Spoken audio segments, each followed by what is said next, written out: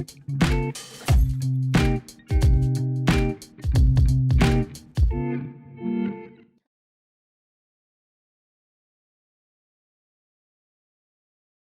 everyone, and welcome back to another episode of the Universe podcast. It has been two and a half to 3 weeks since the last episode. I had fallen sick, and that's the main reason that the podcast, stopped for a bit. But I'm recovering and have the strength to get back into doing this, and I'm grateful for that. And yeah, so today we're going to be talking about storytelling, which I believe is something quite important in the world. I feel like stories are something that shape the way we think, shape the way we act, the way we talk, whether it's in books, movies, poems, music, even art. Are all those are forms of storytelling.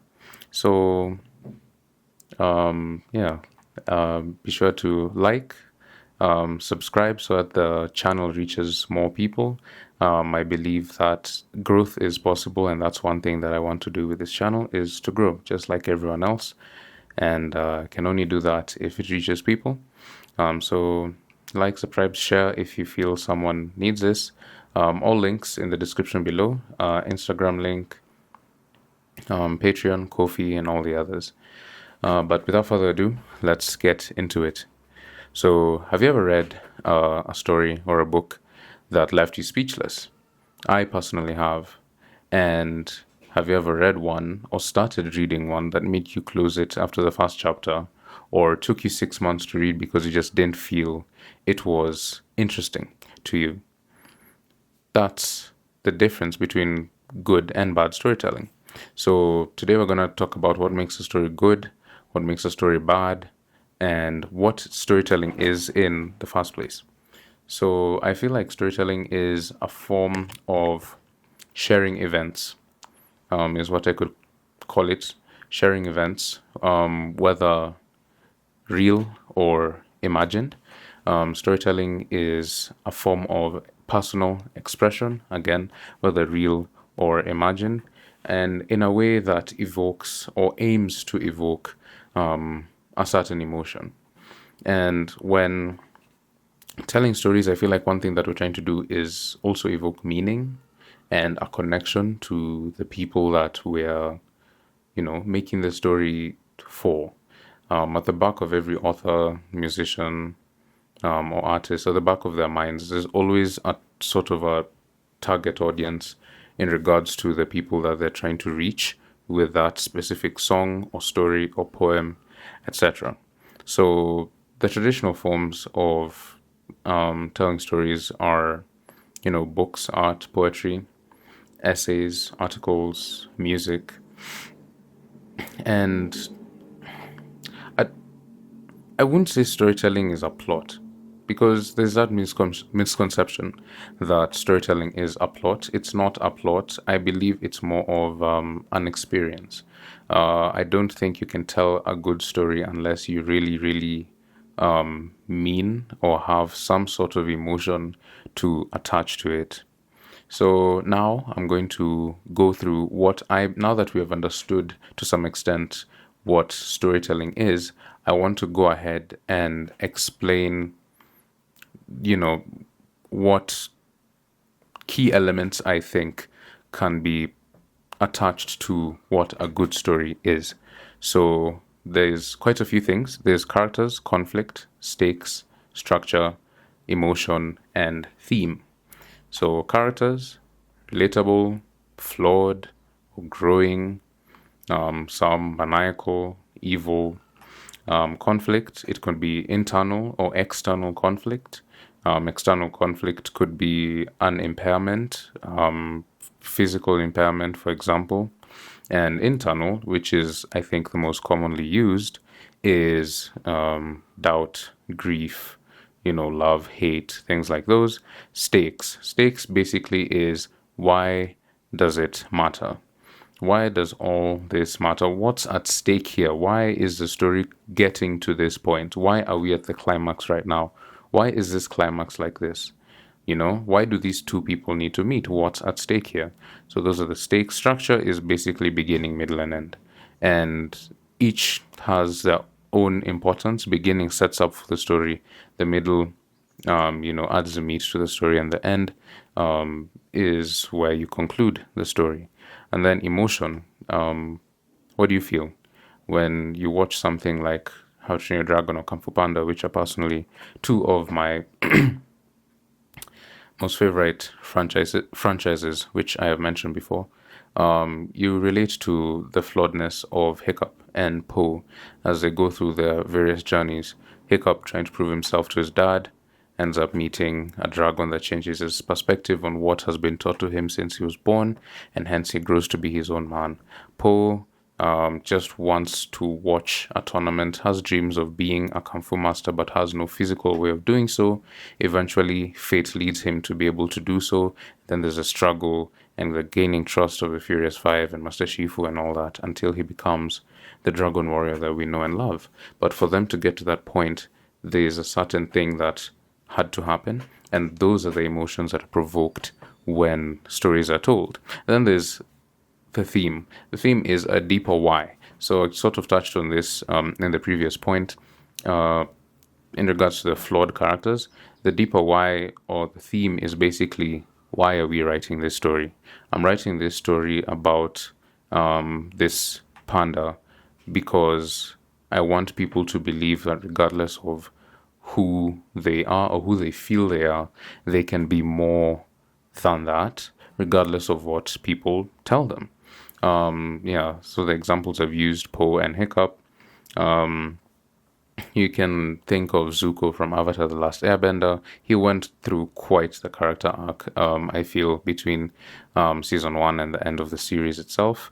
From being a rebellious kid, basically, trying to prove himself to his dad after being exiled, to becoming a peaceful firebender and eventually a Fire Lord himself. And then Simba and the Lion King. So stakes and responsibility. A lot was at stake, I feel like, in the Lion King, literally the entire Pride Lands. But because of Scar's deviousness, Simba was locked away from that world for a while until he came back to take what was rightfully his. And now I want to talk about bad storytelling. Bad storytelling is basically the opposite of everything we just talked about in regards to good storytelling. And I want to use a small sentence I've written, to be able to encapsulate what bad storytelling could be. So imagine this. There's this guy, his name is Max. He finds a magical sword.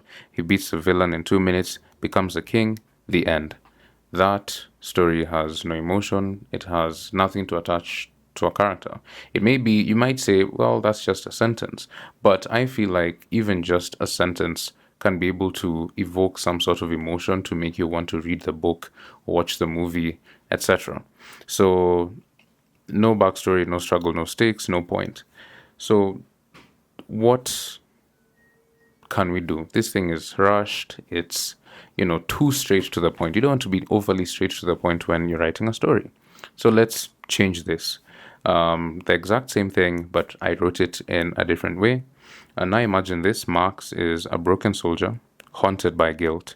One day, he finds a sword forged by the same people he once fought. To defeat the darkness, he must first confront his past, forgive himself, and unite with the people he once betrayed. Now that sounds like a story worth following, right? In my opinion, I think it is. So the story works because there's stakes at hand. This is a battle that deals with internal conflict because he once betrayed people and now he has to fight them. The emotional depth within the character makes us care about the character. And then there's a clear arc that is, broken apart, from broken to, redeemed is sort of what we're going with. So next thing I want to talk about is why stories matter. And I sort of touched on it when I was making the introduction, but stories shape the way we view the world. the kinds of stories that you hear from certain places make you have a perception of how that place is. Um, they they inspire, they heal sometimes. Sometimes when you see a character in a book or a movie going through something that you're going through, you also feel like, okay, this is something that I can overcome. Might seem a bit cliche, but it actually does work. When you read something and you see someone who's that you're able to relate to in that sense, you are able to sort of cool down in regards to the circumstance that you may be going through at the moment and then be able to overcome it in time. So another thing they do, I feel like, is they challenge us. If you find movies where a character is doing something that you want to do, also being someone that you want to become, you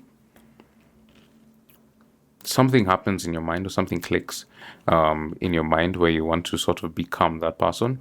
I don't have the psychological term for this, but there's this thing that happens, especially for young boys and men, is when you watch a movie or a series or a cartoon, it becomes your entire personality.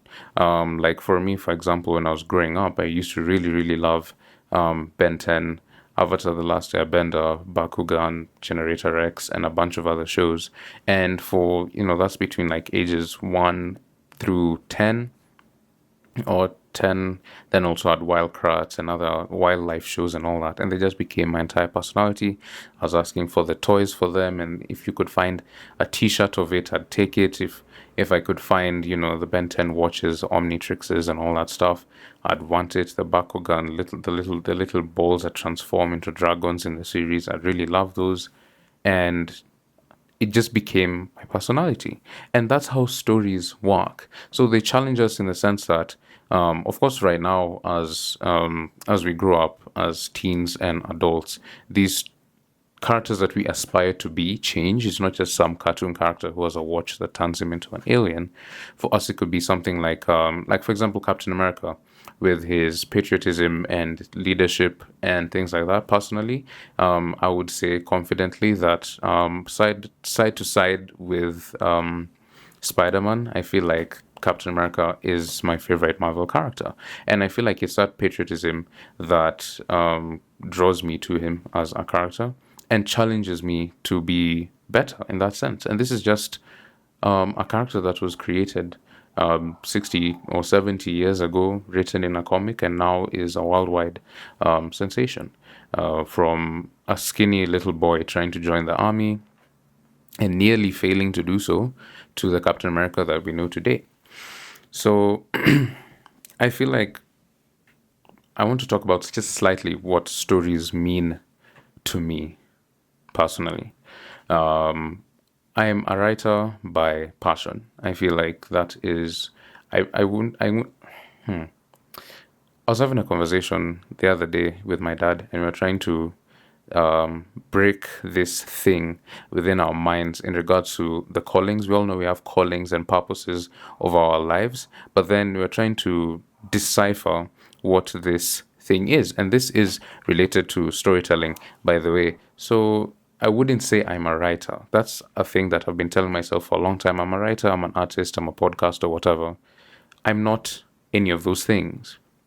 Those are merely tools that are used to bring out my calling, which I believe is to tell stories. So I am a storyteller who happens to write. I'm a storyteller who happens to draw. I'm a storyteller who happens to speak into a microphone to people across a camera. I'm a storyteller who happens to write poems. So your calling is on an eternal spectrum. So if I say I'm called to be a storyteller, this would apply whether I was born in 600 BC or born 2000 years from now. The storytelling would still be the same. But there was a time where writing didn't exist. So you can't say you are a writer. At some point, it was just scribes who could write. Not everyone could write. So you couldn't say I was called to be a writer or something like that. And that's just something I wanted to put in there before I say what storytelling means to me. I feel storytelling for me is a way of expression. Mainly is a way of expression, and I think my goal or my objective with the stories that I tell, whether it's through the podcast, whether it's through future comics or novels, or if I succeed in pursuing animation, whether it's the shows I make or the movies or whatever like that, I feel like my goal is just to make someone's day better in any way, whether it's through something I said, something I drew, something I wrote, whatever it is. I just want to make people happy. I believe that that's what my storytelling is for. I want it to be introspective. I want it to, evoke emotion. I want it to make someone smile, make someone reflect. I feel like I that's what my storytelling side of my passion, calling, gift, skill, whatever is for, in my personal opinion. And I hope to achieve that as, I go through life and stuff like that.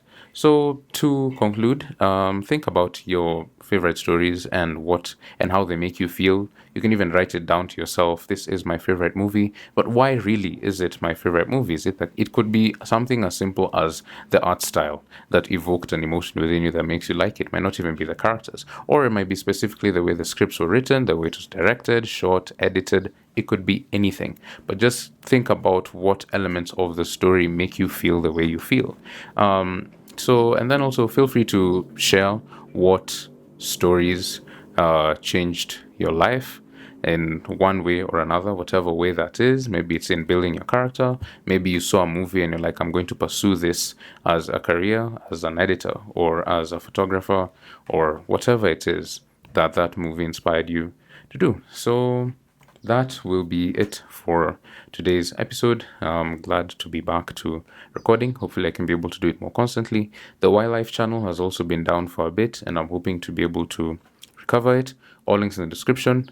Newsletter is down there. If you enjoy artistic content, I have an art YouTube channel as well. Feel free to go and subscribe. Everything will be down below. Please comment what your thoughts are on this episode, any topics that you'd like me to cover in the future. And I will see you guys in the next episode. Don't forget to smile, stay positive, and take care. Goodbye.